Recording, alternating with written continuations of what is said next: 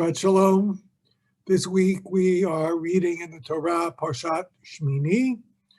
It's also the day in which we commemorate the Holocaust, Yom HaShoah. So I'd like to say a few words about this special week and the Holocaust. First, I'd like to talk about the terms Holocaust and Shoah. Holocaust, coming according to the Oxford English Dictionary, combination of two words, holos and kostos. Holos, meaning whole, kostos, meaning burnt offering. So it's looking back into the Bible and looking at the Olah, one of the sacrifices, which was wholly burnt up. And so that was the derivation of the word Holocaust, which appears in the Bible no less than 200 times in the Greek translation of the Hebrew Bible, referring to sacrifices. Not a surprise that eventually it makes its way into the general English language to talk about mass murder and to talk about genocide.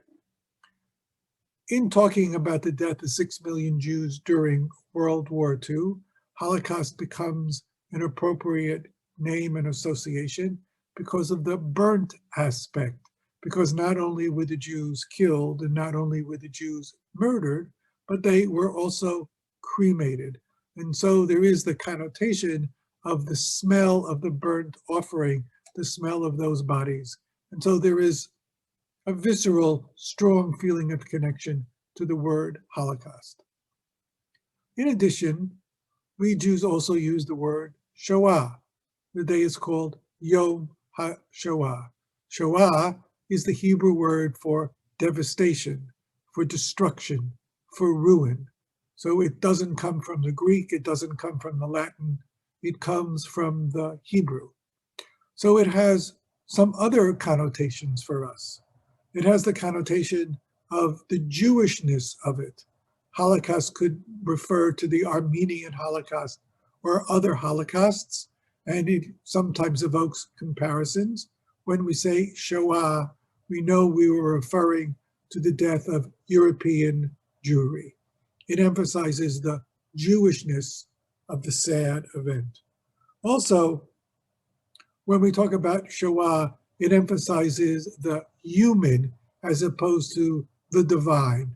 When we talk about Holocaust, since it's talking about sacrifice, for some, it has the connotation of some theological connotations of somehow being connected to God, or that there was a divine origin of the event. That obviously raises some theological problems and some theological conversations. The word Shoah emphasizes the human origins of the event, and the fact that it was perpetrated by the Nazis, by human beings. And that's actually what I wanted to address here for a moment, which is the sense that this was an act carried out by human beings.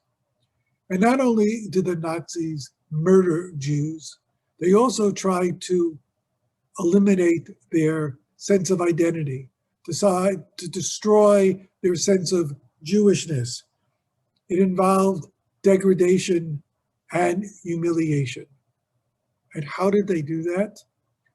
One of the ways that they did that is that everyone received a tattoo. The tattoo was a number and not a name. Why a number? A form of degradation, a form of humiliation. This year, as we commemorate Yom HaShoah, I would like to share with you a poem, a well-known poem by Zelda, talking about our Hebrew names. Unto every person there is a name. Unto every person there is a name bestowed on him by God, and given to him by his parents. Unto every person there is a name accorded him by his stature and type of smile and style of dress. Unto every person there is a name conferred by the mountains and the walls which surround him. Unto every person there is a name granted him by fortune's wheel, or that which his neighbors call him. Unto every person there is a name assigned by his failings, or contributed to him by his earnings and yearnings. Unto every person there is a name given to him by his enemies, or by his love. Unto every person there is a name derived from his celebrations and his occupations. Unto every person there is a name presented to him by his seasons and his blindness. Unto every person there is a name which he receives from the sea and is given to him by his death. Thank you, Zelda, for writing this poem.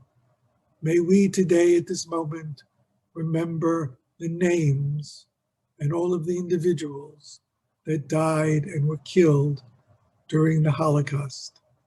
May all of their memories be remembered for a blessing. Shabbat Shalom.